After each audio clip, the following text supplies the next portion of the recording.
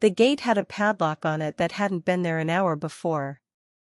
I know because I was the one who'd walked through it that morning, arms full of deviled eggs and a folding chair, and there had been nothing on that latch but a rusty hook and 40 years of habit. By 4 in the afternoon, when Deanna Whitfield gathered the family in front of the old barn for the reunion portrait, that hook had a brand new brass padlock threaded through it, and I was standing on the wrong side of the fence in my good blue dress, watching my husband's entire family arrange themselves for a photograph that did not include me.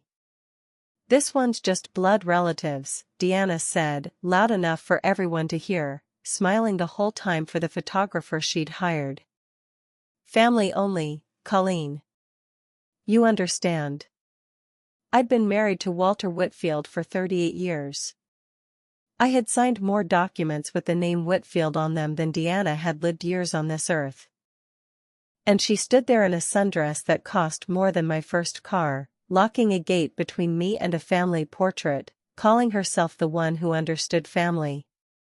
I didn't argue. I didn't raise my voice. I picked my folding chair back up, walked to my car, and drove home alone while 41 Whitfield smiled for a camera on the other side of a padlocked gate. 3 days later, Deanna and my brother-in-law Gordon were standing on my front porch at 8 in the morning, papers in hand, asking me, very politely, very urgently, for my signature. They had no idea what I'd done with those 3 days. Welcome back to Gia Mom Stories, where mothers share the moments that tested everything they'd built, and the quiet precision that carried them through. If you've ever been the one who did the work while someone else claimed the credit, stay with me to the end. Drop a comment and subscribe, because this one has a signature at the bottom of it that changed everything. My name is Colleen Whitfield. I'm 63 years old.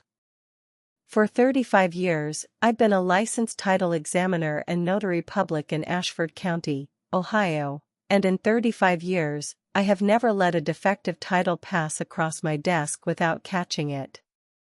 Not once. Deeds, liens, easements, judgments, quitclaims, I've read tens of thousands of them, and I read every single one the same way, line by line, twice, with a pencil in my hand. People think a title examiner's job is boring. It isn't. It's the job of finding the lie buried in the paperwork before it costs somebody their home. I've spent my whole career protecting strangers from exactly the kind of thing my own family tried to do to me.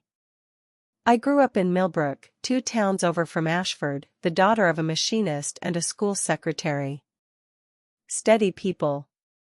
Careful people.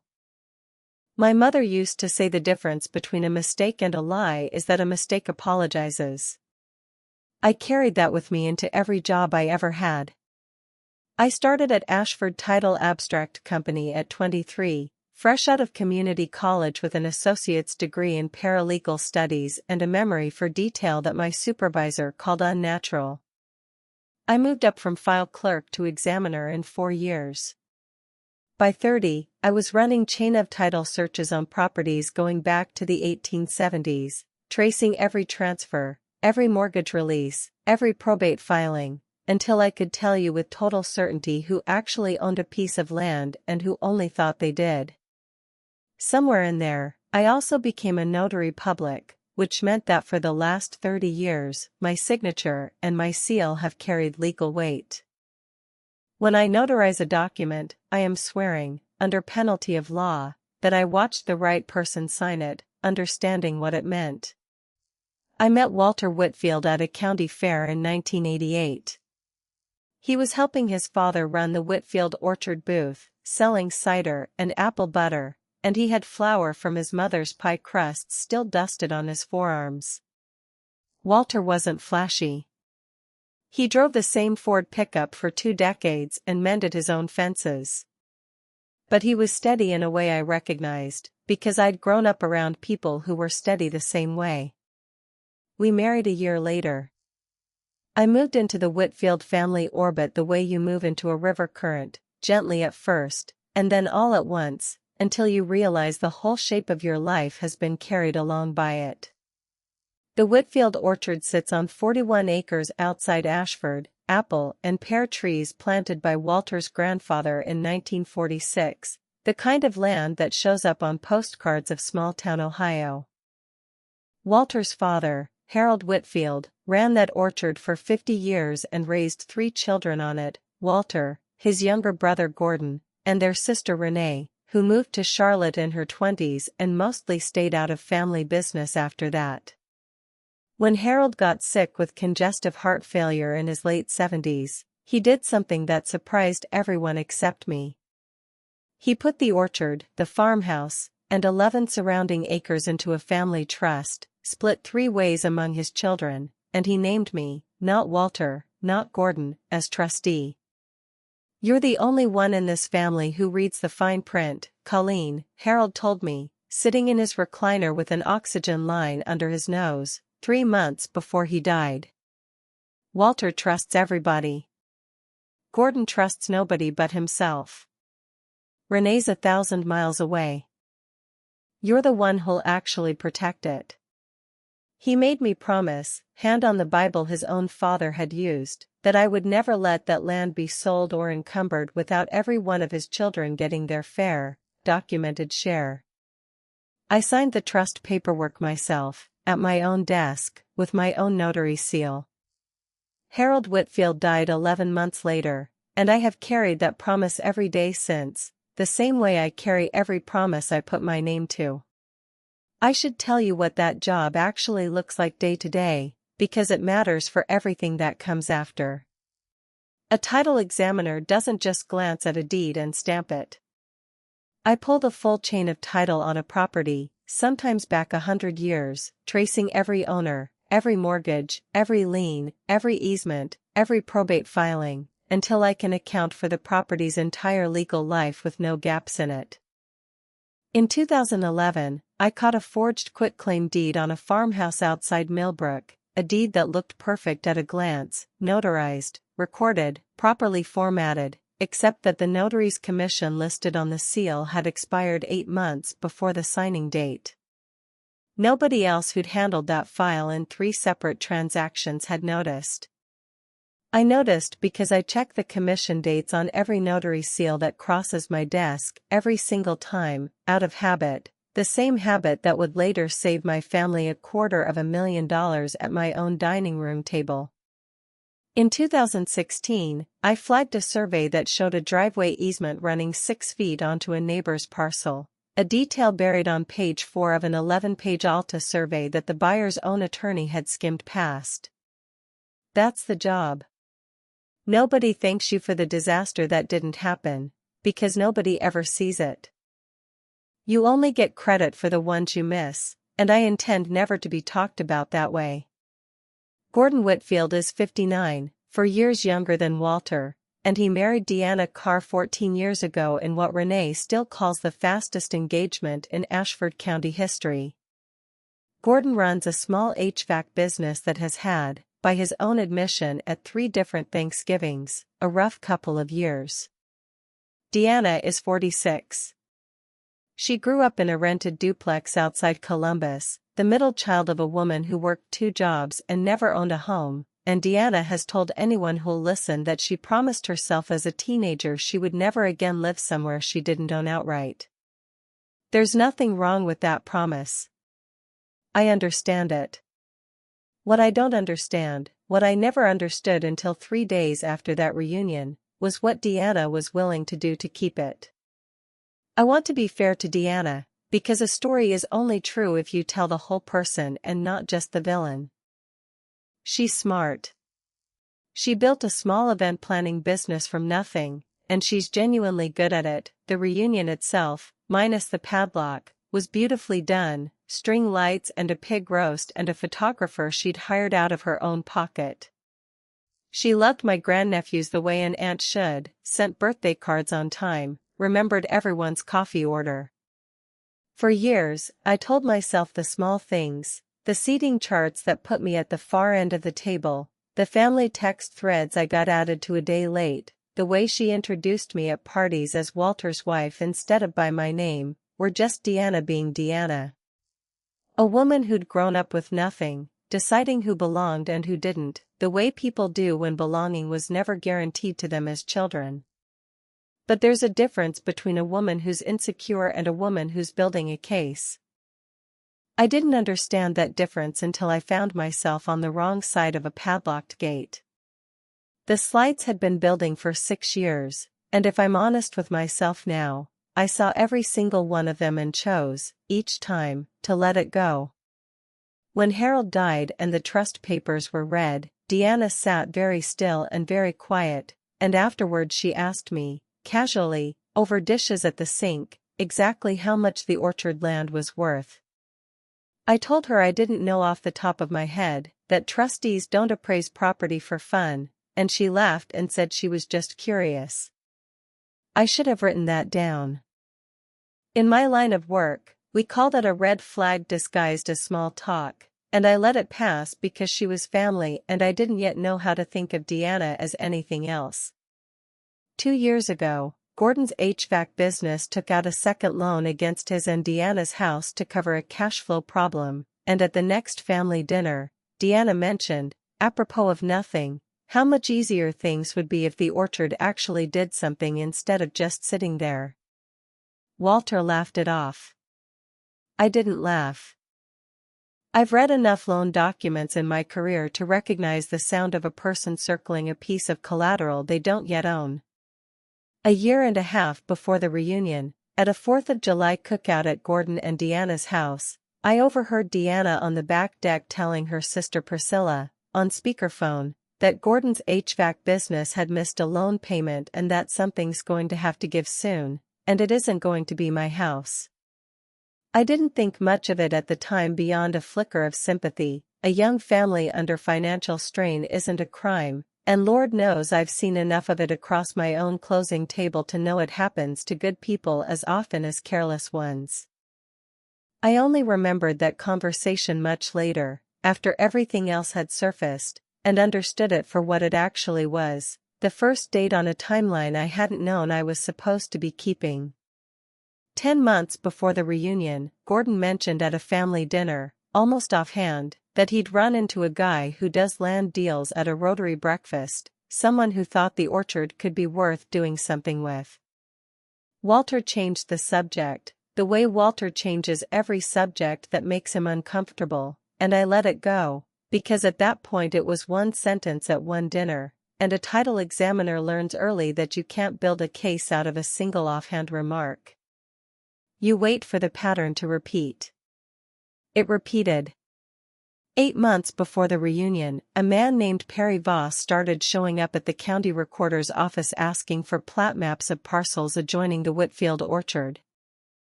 I know this because Marla Dietz, who's worked the front counter at the recorder's office for 22 years, mentioned it to me over coffee at the diner on Route 9, the way small towns tell you things without meaning to tell you anything at all. Perry Voss is a land developer out of Dayton, mostly known for buying up rural acreage and subdividing it into 5-acre ranchette lots. I didn't think much of it at the time. Ashford County has plenty of orchards, plenty of developers circling them. I had no reason yet to connect Perry Voss to my own family's land. That should have been my first real warning, and I missed it, because 35 years of reading other people's paperwork had made me very good at catching fraud on a stranger's desk and almost blind to the possibility of it at my own kitchen table. That's the thing nobody tells you about trust. It isn't a weakness in your character. It's a hole in your training, the one place your professional instincts go quiet because you've decided, somewhere underneath all your caution, that family doesn't need to be checked.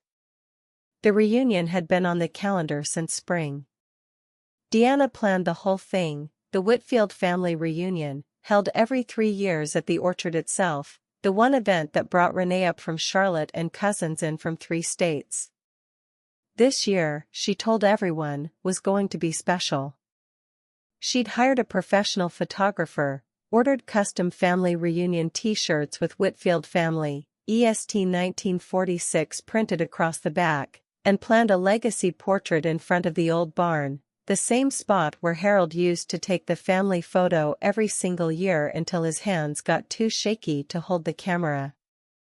I arrived at 11 that morning with 2 folding chairs, a sheet cake, and a tray of deviled eggs, the same contribution I'd brought to every Whitfield gathering for 38 years. Walter had gone ahead early to help set up tables. The orchard looked beautiful, string lights already draped between the apple trees for the evening, a rented tent shading the food tables, 40-some Whitfields in matching navy t-shirts drifting between the barn and the yard. I hugged Renee, who'd flown in from Charlotte the night before.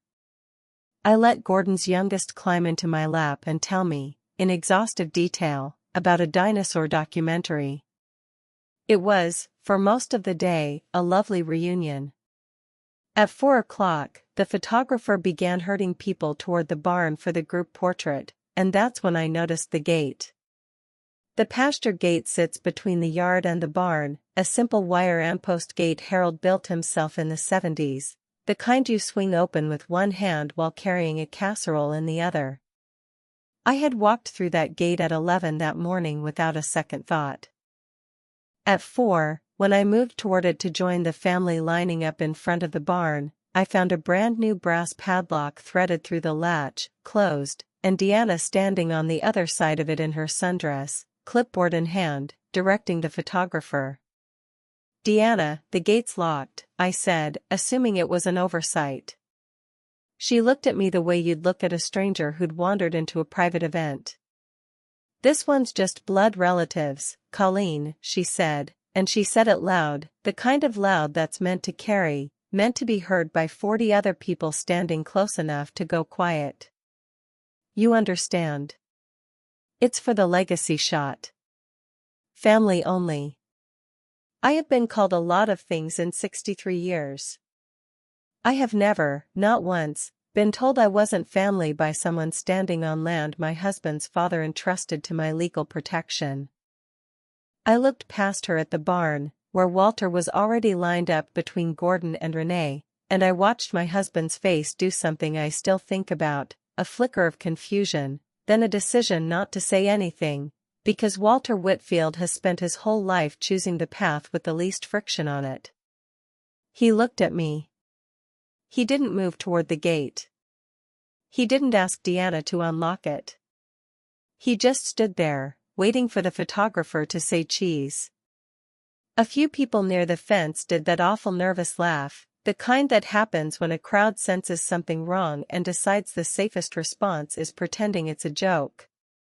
Renee started to step out of line, and I saw Deanna's hand land lightly on her sister-in-law's arm, a small, practiced gesture that said stay. I set my folding chair down on the grass. I did not raise my voice. I did not touch that padlock or rattle that gate. I said, "That's fine," picked my chair back up, and walked to my car. I sat in the driver's seat for exactly 4 minutes before I turned the key, and in those 4 minutes, something in me went very quiet and very clear, the same way it does at my desk when I find a break in a chain of title that everyone else has missed. I have spent 35 years reading the fine print other people skip.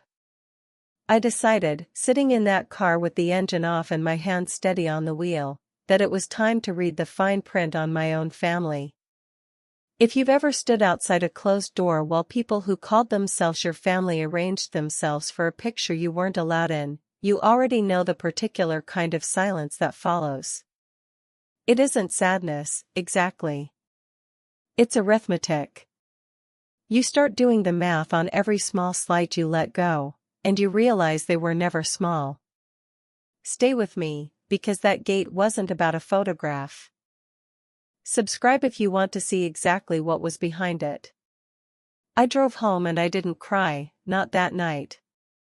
Walter got home 3 hours later, sunburned and smelling like wood smoke, and he tried to apologize in the careful, sideways way he apologizes for things he doesn't want to look at directly.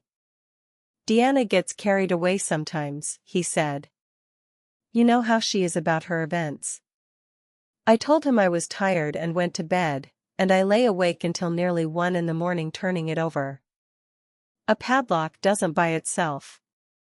Someone drove to the hardware store, chose a brass lock over the cheap combination ones, and brought it out to that gate specifically to keep me on the other side of a photograph. That takes planning. And in my experience, people don't plan small cruelties in isolation. They plan them as part of something bigger, something they've already decided they need to justify.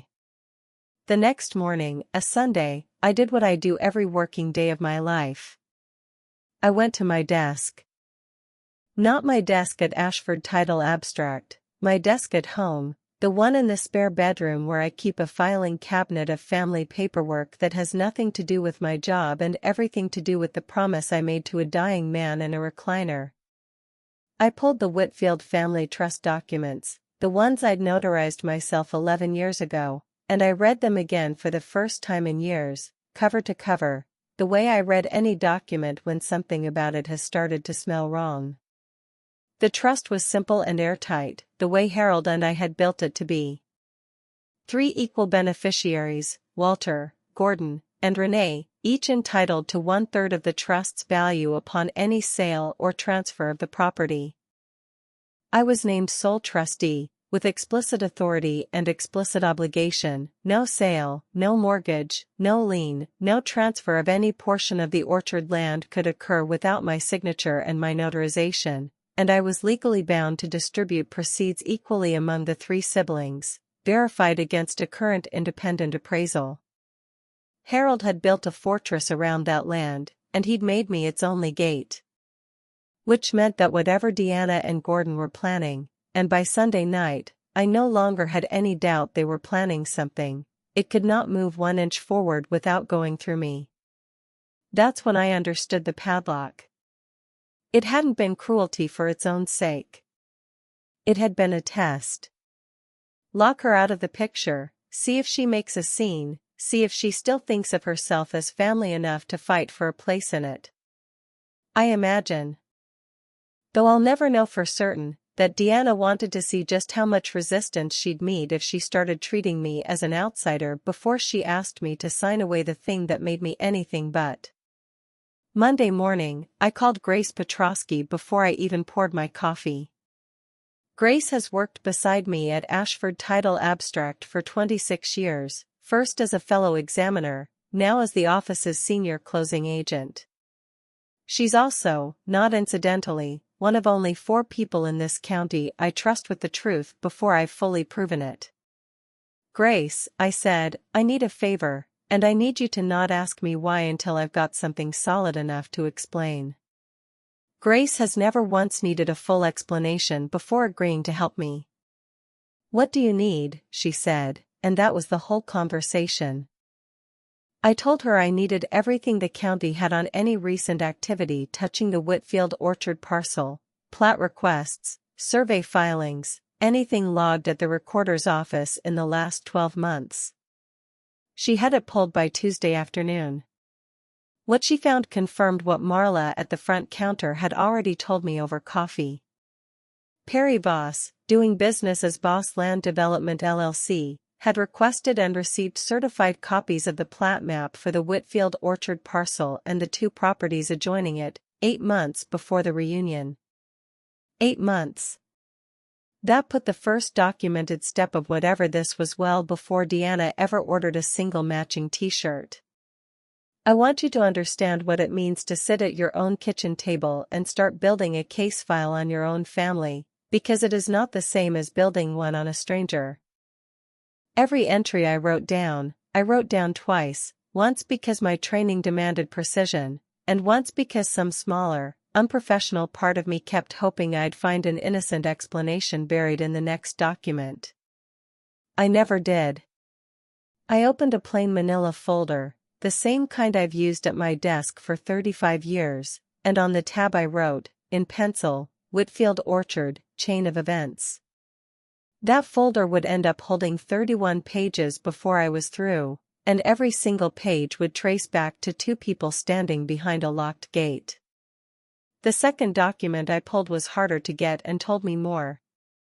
Ashford County requires any proposed development or rezoning near agricultural land to file a preliminary application with the County Planning Commission, a matter of public record but not the kind of thing most people know to look for. I drove to the planning office myself on Tuesday afternoon, on my lunch hour, and asked the clerk, a woman named Judith who'd renewed her mortgage through our office 4 years earlier and remembered me fondly for catching an error that saved her $1,100 in closing costs, whether Voss Land Development had filed anything touching Ashford Orchard Road. She pulled it in under 10 minutes. A preliminary subdivision application, filed 6 weeks earlier, proposing to divide the Whitfield parcel into 8 5-acre ranchette lots. Projected sale value across all 8 lots, $940,000. The application listed a purchase agreement pending, contingent on clear title, with an anticipated closing date 12 days after the reunion. 12 days after the reunion. 3 days after that padlock, they'd be standing on my porch needing a signature, because a closing that size doesn't happen without a trustee's notarized deed, and the only trustee on record was me. I sat in my car in the planning office parking lot for a long time after Judith handed me that copy, doing the same arithmetic I'd done sitting outside the reunion 3 days before. $940,000. Split 3 equal ways under the trust, that's a little over $313,000 each to Walter, Gordon, and Renee, assuming the sale was fair, the appraisal was honest, and the process followed the trust exactly as Harold had written it. None of those assumptions were safe anymore, and I intended to test every single one of them before I let a pen touch that deed. I called my confidant again that evening. Grace came over with a bottle of wine neither of us drank and sat across my kitchen table while I laid out what I had. She's the only person besides Walter who's seen the inside of my professional mind for as long as she has, and she read the planning application twice, the way I'd taught her to read anything with money attached to it. "Colleen," she said finally, "$940 is high for 8 ranchette lots on unimproved orchard acreage out here.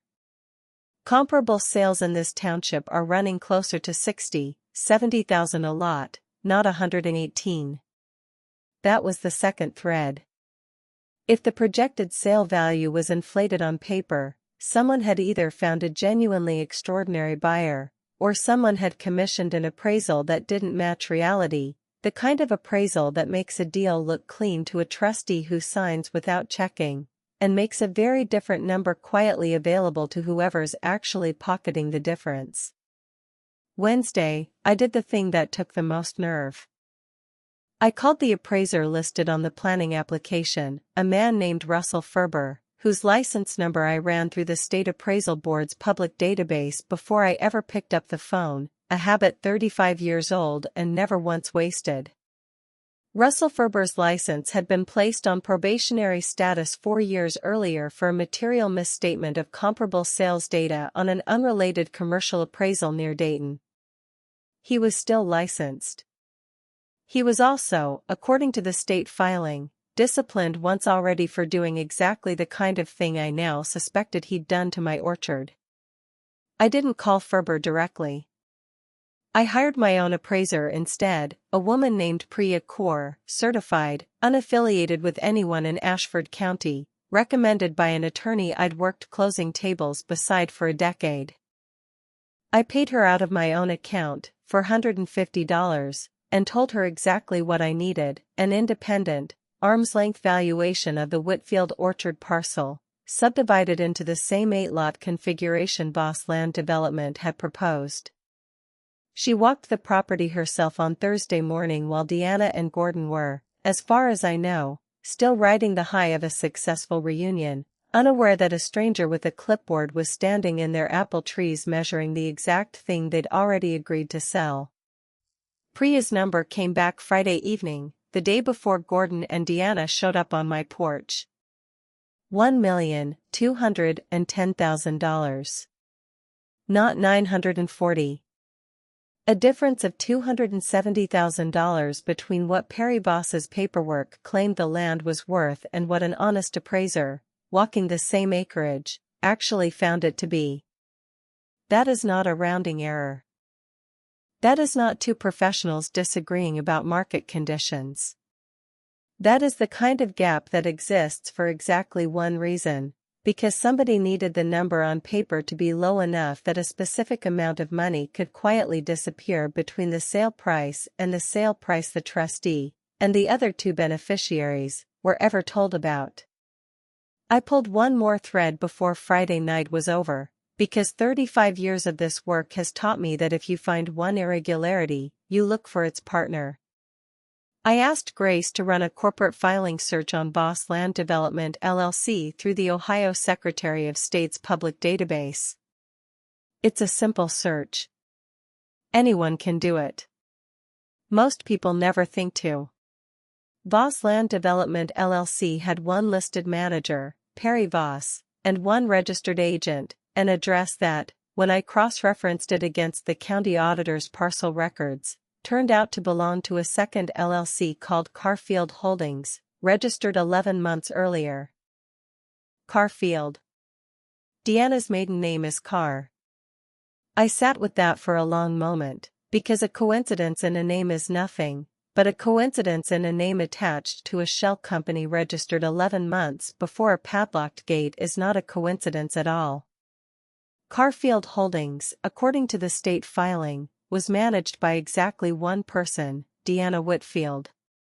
Before I closed that folder for the night, I called Grace one more time, past 10 o'clock, and read her every entry out loud the way I'd read a completed file back to a supervisor before it went out the door. She was quiet for a long moment after I finished. "Colleen," she finally said, "you build better cases than this on properties you'll never set foot on. Don't go soft on the one that actually matters." I told her I had no intention of going soft. I asked her if she'd be willing to come sit at my table Sunday, not to speak, just to be another set of eyes the way she'd always been at the office, someone who could look at the same documents and confirm I wasn't imagining the shape of what I was seeing. She said yes before I finished asking, the same way she always has. In the end, Diane's legal standing made her the better fit for the room itself, but Grace read every page of that folder before Sunday came, checking my math against her own the way we've checked each other's work for 26 years, and she told me, flatly, "There's no version of this where I find you wrong." That was the last piece I needed, and it was the ugliest one. Deanna wasn't simply pushing her husband toward a sale that might benefit the whole family unevenly. She had set up her own entity, under her own maiden name, positioned to receive a consulting and brokerage fee from Voss Land Development. I found the fee structure in an addendum to the purchase agreement, filed with the Planning Commission the same week as the main application, 4% of the total sale, payable to Carfield Holdings at closing. 4% of a sale that had already been quietly appraised almost $300,000 below its real value. 4% of $940,000 is $37,600, paid directly to Deanna, off the top, before a single one of the Whitfield siblings ever saw a dollar of what should have been theirs. And that was before accounting for the gap between the fake appraisal and the real one, a gap that, once the land actually sold and the lots were resold at Priya's true valuation, would leave someone, Voss, most likely, with Deanna's cooperation, quietly holding an extra $250,000 that never should have existed on paper in the first place. Before I picked up the phone that Friday night, I sat with the folder closed in front of me for a while, the way I do at the end of any hard file, letting the facts settle before I decide what to do with them.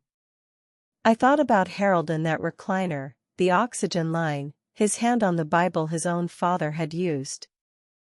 I thought about 38 years of Sunday dinners at that oak table where Gordon carved the turkey and Deanna organized the seating chart down to the inch. I thought about the padlock still hanging on that gate, and I understood, finally and completely, that whatever came next could not be handled quietly between family, over coffee, the way Gordon would surely prefer once he learned what I'd found. A number this large, moved this deliberately, needed to be handled the way I've handled every serious defect in 35 years of practice, in writing, with witnesses, in a room where nobody could later claim they hadn't understood exactly what was said. I called my attorney Friday night, a trust and estate specialist named Diane Kessler who'd handled Harold's original trust filing alongside me 11 years earlier and had watched me build this folder page by page over a phone call every evening that week. "Colleen," she said, once I'd read her the numbers, "this isn't just a family dispute anymore. Depending on how the closing was structured, you're looking at breach of fiduciary duty if it had gone through without you, undisclosed self-dealing through the Carfield entity, and potentially appraisal fraud if Ferber's involved the way his disciplinary file suggests. If you'd signed that deed on their timeline without checking any of this, you would have been the one legally exposed, Colleen. You're the trustee. Your signature is the only thing standing between this family and losing nearly $300,000 they'll never know they lost." I asked her to be present if there was a meeting. She said she wouldn't miss it. I want to pause here, because I think it matters, the same way it mattered when Darlene understood her husband's loneliness or Wanda understood her daughter-in-law's fear. I don't believe Deanna set out 14 years ago to defraud a family she married into. I believe she grew up watching her mother lose ground every year to landlords and repo men and a system that never once bent in her direction, and she decided, somewhere young, that she would never again be the person standing outside a door she couldn't unlock herself. I understand that fear. I have spent my whole career protecting people from exactly what happens when that fear goes unchecked. But understanding where a lie comes from does not make it any less of a lie, and it does not entitle anyone to take $250,000 that belonged, by law and by a dying man's explicit wish, to Walter, Gordon, and Renee equally. Saturday morning, 8 o'clock, there was a knock on my front door. I already knew who it was before I opened it, because I'd checked the planning application timeline one more time before bed. Closing in 12 days meant the paperwork needed a trustee's notarized signature that week, and Deanna Whitfield does not leave anything until the last possible minute if she can help it. Gordon stood on my porch in a golf shirt, holding a slim folder of documents. Deanna stood beside him, and for the first time since I'd known her, she looked nervous instead of composed. "Colleen," Gordon said, "we need to talk to you about something. It's kind of time-sensitive." Deanna held out the folder like it was an olive branch. "There's an opportunity with the orchard land," she said. "A really good one. We just need your signature as trustee to move forward. It's all pretty routine, Perry's people can walk you through it." I looked at the folder in her hand. I looked at the padlock still hanging, I'd noticed, on the pasture gate 3 days later, because nobody had bothered to take it down.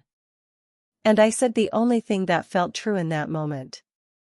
"I know exactly what's in that folder, Deanna. And I know what isn't in it, too. Sit down. Both of you. I have a folder of my own." Silence. The kind of silence I've learned, over 35 years, means someone has just realized the person across from them already knows more than they were prepared for. Gordon's face went the particular shade of pale that Walter's face goes when he's cornered. I recognized it instantly, the family resemblance showing up in the worst possible moment. Deanna's hand tightened on the folder she was still holding out like an offering nobody wanted anymore. "You don't get to walk onto my porch 3 days after locking me out of a family photograph and ask for my signature like nothing happened," I said. "But I'm going to give you a chance to explain yourselves properly, in front of the rest of the family, before I decide what happens next." Sunday. 2 o'clock. My house. Walter, Renee, and both of you. Bring nothing. I'll be doing the presenting. I closed the door before either of them could answer.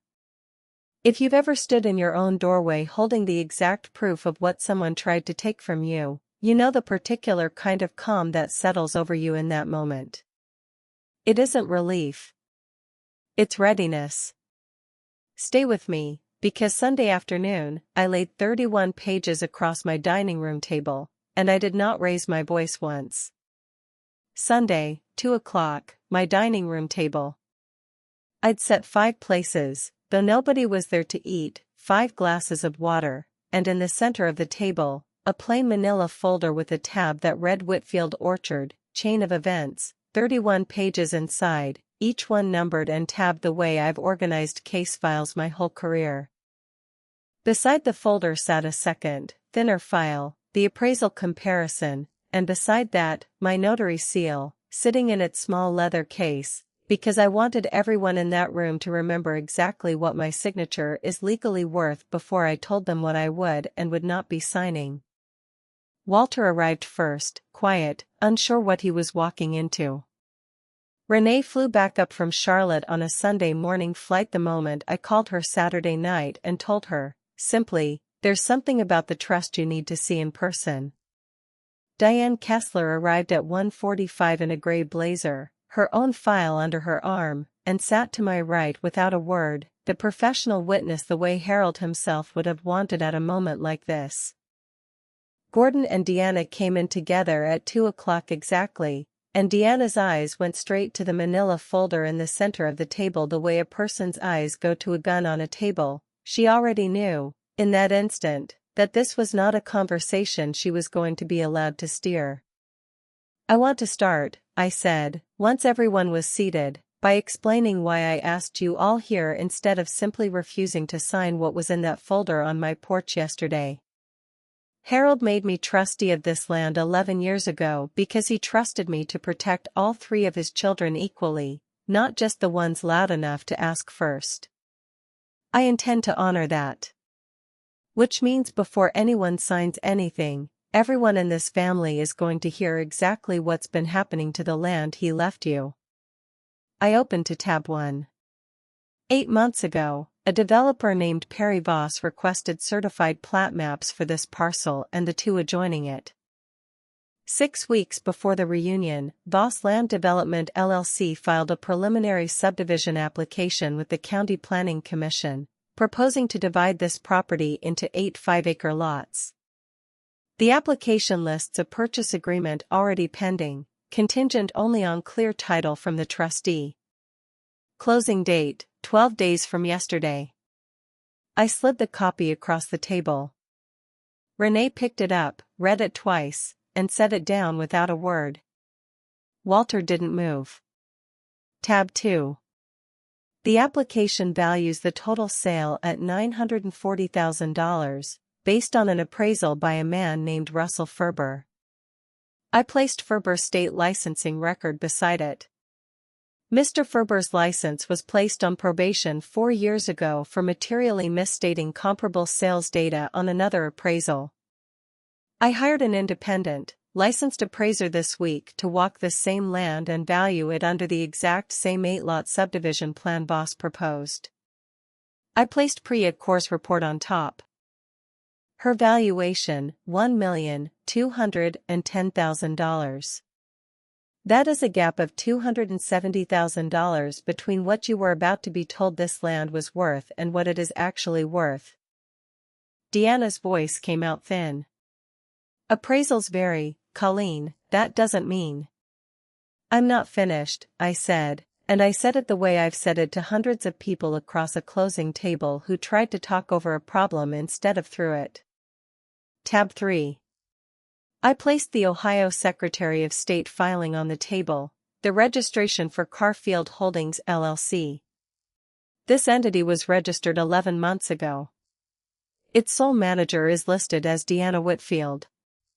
I let that sit exactly as long as I needed to, the way silence after evidence does more work than any accusation could. Its registered address matches the registered agent address for Voss Land Development. And this, I slid the final page across, the fee addendum, is the brokerage agreement attached to the purchase contract.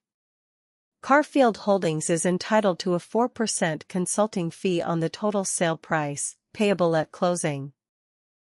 $37,600, paid to you, Deanna, before Walter, Gordon, or Renee ever saw a dollar of what was actually theirs. The room went completely silent. Gordon had gone the color of ash. Renee's hand had come up to cover her mouth.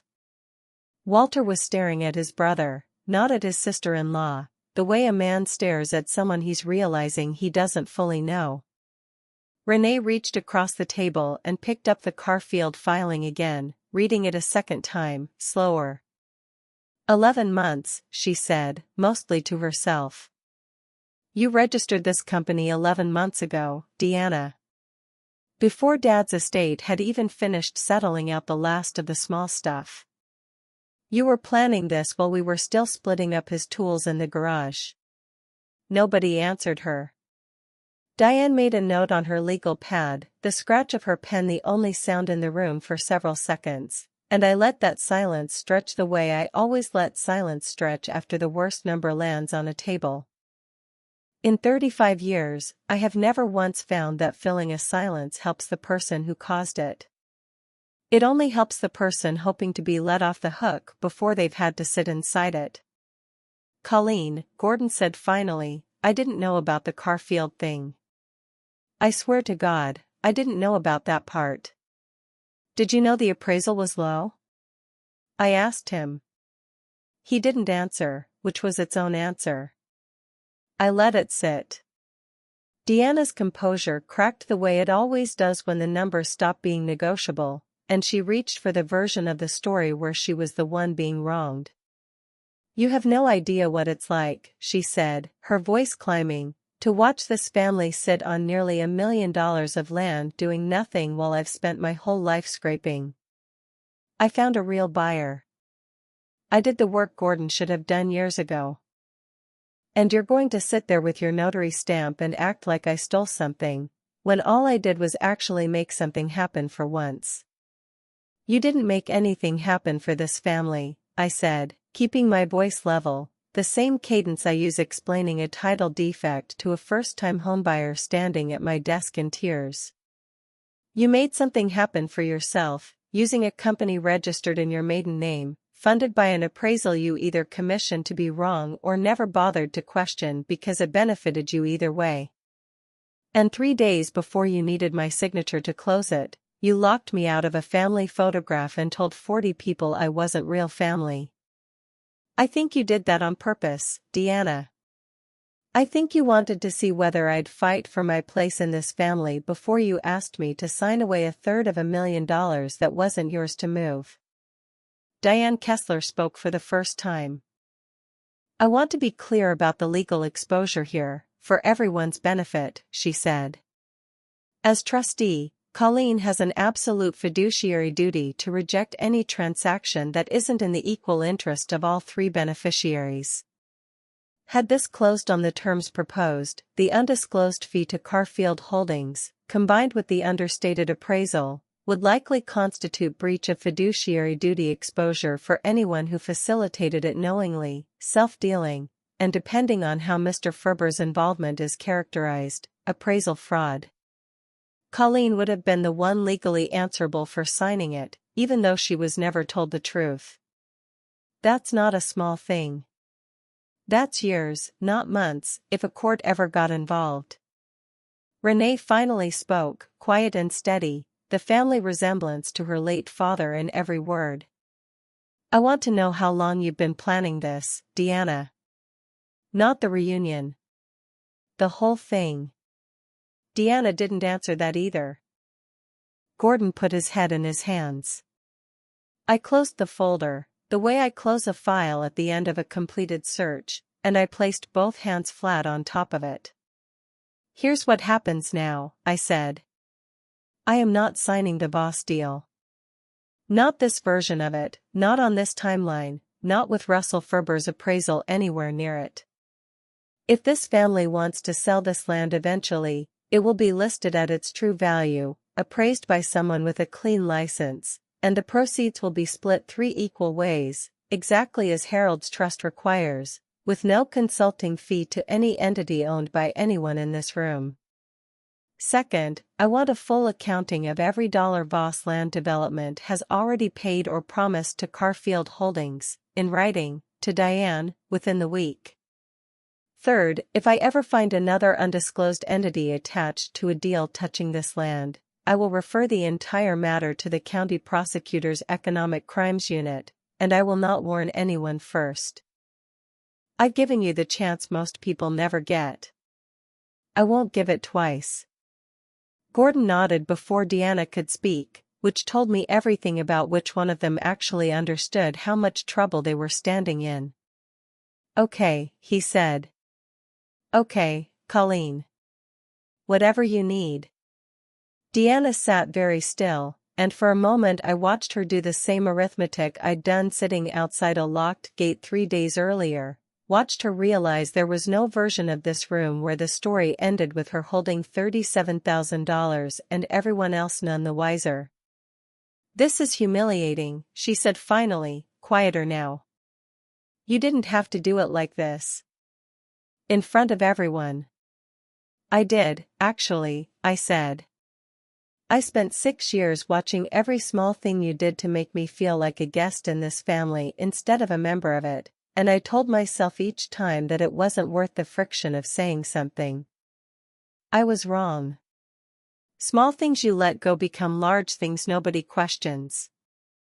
If I'd pulled you aside privately today, in a year you'd have found a new appraiser and a new shell company with a different name on it, and I'd have spent the rest of my life as trustee wondering what I'd missed the next time.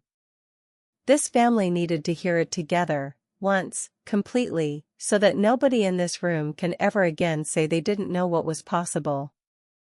Deanna didn't have an answer for that. Gordon reached over and took the folder Diane had passed him, the one listing every fee, every filing, every date, and read it through in full for what appeared to be the first time, his jaw tightening a little further with every page. You didn't have to lock me out of a photograph in front of 40 people, I said. I only did it in front of 5. If you've ever had to prove, with paperwork instead of tears, exactly what someone tried to take from you, you already know there's no triumph in it, not really. Just relief, and a kind of tiredness that sits in your shoulders for days afterward. Drop a comment if you've ever had to lay the truth out on a table because nobody would believe you without it, and stay with me, because what happened to this family in the months after that Sunday might surprise you more than the confrontation did. The fallout took about 6 weeks to settle, and I tracked it the way I track everything, carefully, and in writing. Diane sent a formal letter to Voss Land Development within 3 days, terminating the pending purchase agreement on the grounds that it had been negotiated with an undervalued appraisal and an undisclosed related party fee arrangement. Perry Voss, to his credit or his lawyers, didn't fight it. He'd clearly been counting on a trustee who wouldn't check the numbers, and once he understood he'd found one who checked everything twice, he walked away rather than risk his own exposure. Russell Ferber's disciplinary file grew a second entry after I forwarded Priya Kaur's competing appraisal to the state board, along with a formal complaint. His license is currently under full review. In the meantime, I referred Russell Ferber's file, along with Priya Kaur's competing report and my own written timeline, to the county's civil division as well, not to punish Ferber further than the state board already might, but because Diane advised that a documented, contemporaneous complaint would matter a great deal if Voss or anyone connected to him ever tried a second attempt at the orchard through a different appraiser. It's the same reason I keep every closing file at the office for the full statutory retention period and not a day less. You don't build a defense after the second attack.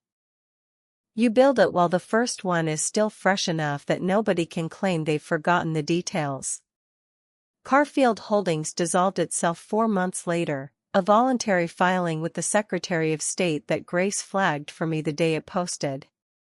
Deanna never repaid the money because there was never any money to repay. The deal died before a single dollar changed hands, which I remind myself, on the hard days, is the entire reason I did what I did. Gordon and Deanna are still married, still living in Ashford, though Gordon told Walter privately, and Walter told me, that things at home have been different since that Sunday. I don't know exactly what that means, and it isn't mine to know. What I do know is that Gordon called me himself, 2 weeks after the meeting, and said the only thing that mattered to me by then. I should have asked you what a fair appraisal actually looks like before I ever signed anything, Colleen. I trusted the wrong person's numbers instead of yours, and you're the only one in this family who's never once been wrong about a piece of paper. I told him that was, at least, the beginning of learning something. I want to tell you about one more conversation, because I think it matters more than any of the numbers I've already given you. About a month after that Sunday, Priscilla, Deanna's sister, the one I'd overheard on speakerphone at that 4th of July cookout years earlier, called me out of nowhere. I almost didn't recognize her voice. She told me she'd heard, secondhand through the family, some version of what had happened, and she wanted me to know she wasn't surprised, not really. Deanna spent her whole life terrified of ending up like Mom, Priscilla said.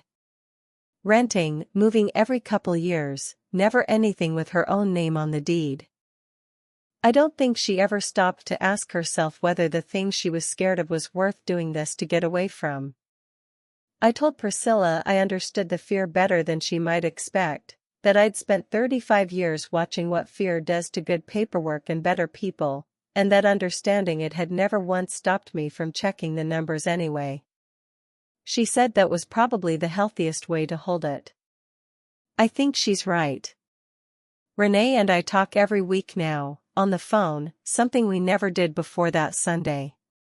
She told me once, near tears, that she'd always assumed Deanna's small cruelties toward me were just personality, the way you assume a relative is simply difficult instead of asking why. I should have gotten out of that photo line the second she locked that gate, Renee said. I saw your face. I knew something was wrong, and I stood there anyway because Deanna had planned the whole day and I didn't want to make a scene. I told her what I've come to believe is true of most families that let one person's cruelty go unquestioned for years. It's rarely because nobody notices. It's because noticing feels smaller than confronting, right up until the moment it doesn't. Walter and I have had harder conversations in the months since than we'd had in the previous decade combined, and I think that's a good thing, even when it hasn't felt like one. We've never been people who raise our voices at each other, and this didn't change that, but for the first time in 38 years, I told my husband plainly that his silence had cost me something specific and measurable, not just a bruised feeling but a moment in front of 40 people where I stood alone because he'd decided a photograph mattered more than the woman he'd married. He didn't defend himself the way Gordon tried to defend himself at that table. He just sat with it, the way I've watched him sit with hard news his whole life, and after a long while he said, I've spent our whole marriage assuming you didn't need me to stand up for you, because you never seemed to need anyone to. I think I mistook your strength for not needing me at all. I told him that was the loneliest sentence he'd ever said to me, and also, possibly, the most honest. He apologized, eventually, not for the padlock, which wasn't his to apologize for, but for standing in that photo line and saying nothing while his wife of 38 years was told, in front of 40 people, that she wasn't real family. I didn't know what to say in the moment, he told me. I know that's not an excuse. I told him it wasn't, but that I understood exactly where it came from, because I'd married into a family of people who choose the path with the least friction on it, and he'd spent his whole life being one of them. I also told him that the next time somebody locks a gate on his wife, I expect him to be the one who unlocks it, and he told me, quietly, that I'd never have to ask twice again. We'll see. I've learned to verify, not just believe. Deanna and I have spoken exactly twice since that Sunday, both times briefly, both times civil in the careful way two people are civil when they both know exactly what happened and have simply decided not to relitigate it over a Christmas ham. The first time, at Thanksgiving, she thanked me, stiffly, for not referring her personally to the prosecutor's office, the way I'd threatened to if it happened again. I told her the threshold for that had already been crossed once, and that the only reason I hadn't followed through was that the deal never closed and no money ever actually moved, a fact I attributed, silently, to my own habit of reading fine print before signing it, not to any mercy on my part. The second time, at Gordon's birthday dinner in the spring, she asked me, almost shyly, how I'd known to check the Secretary of State filings in the first place. I told her the truth. I check everything. It isn't suspicion. It's just the only way I've ever known how to love people carefully enough to protect them, even the ones who'd rather I hadn't looked. The orchard itself is still standing, 41 acres, apple and pear trees Harold's father planted in 1946, and it will stay in the trust exactly the way he intended until all three of his children agree, together, honestly, on what happens to it next. I had the whole parcel independently reappraised by Pre-Accord one more time, for the trust's permanent records, and this time I made 3 copies, one for Walter, one for Gordon, one for Renee, so that nobody in this family ever again has to take a single person's word for what that land is worth. That's the smallest thing I could do with 35 years of professional habit, and I think it might be the most important thing I've ever done with it. Pre-Accord's second appraisal became something of a small ritual after that. I have her walk the orchard every 2 years now, an expense I cover out of the trust itself, a line item Harold never thought to include but one I added the week after that Sunday meeting, because a fair number belongs to everyone equally and a stale number belongs to whoever gets there first with a story. Diane filed the update as a formal amendment to the trust, requiring any future appraisal to come from a rotating list of 3 independent, state-licensed appraisers with no personal or business connection to any beneficiary, trustee, or their spouses. Harold built a fortress with 1 gate. I added a second lock to it, and I made sure the key couldn't belong to just one person's judgment again, including my own. I also did something I'm not sure Harold would have thought of, though I like to believe he'd have approved. I asked Diane to draft a short addendum requiring that any beneficiary or spouse who initiates contact with a third-party buyer or developer regarding trust property must disclose that contact, in writing, to the trustee within 10 business days. It isn't a perfect safeguard. Nothing is.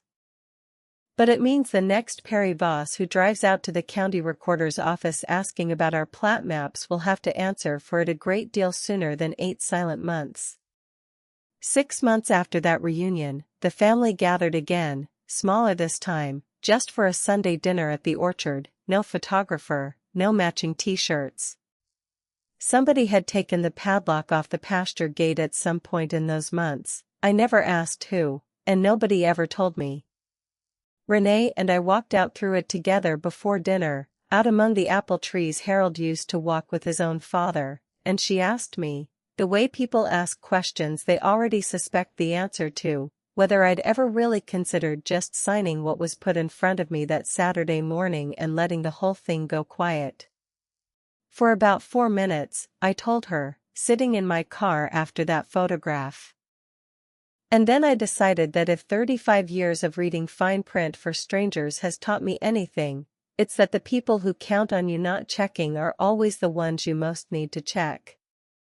Renee laughed, the first real laugh I'd heard from her since Charlotte, and said she was going to start telling that story to her own kids someday, the aunt who read a lock like a legal document and found a fortune hidden behind it.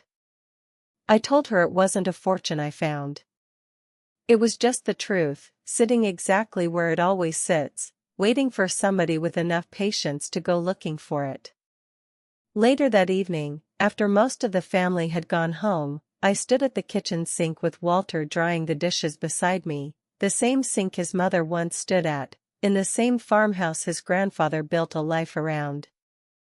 Through the window, I could see the barn where that photograph should have included me, string lights still looped between the apple trees from some gathering months back that nobody had ever anyone, until I've read every single line myself. If you've ever been locked out of something that was rightfully yours, and had to build your own case, quietly, page by page, to prove it, you already know there's no applause waiting at the end of that kind of work. Just the truth, laid out where everyone can finally see it. If this reminded you of your own family's fine print, the kind nobody wants to read out loud, tell someone about it today.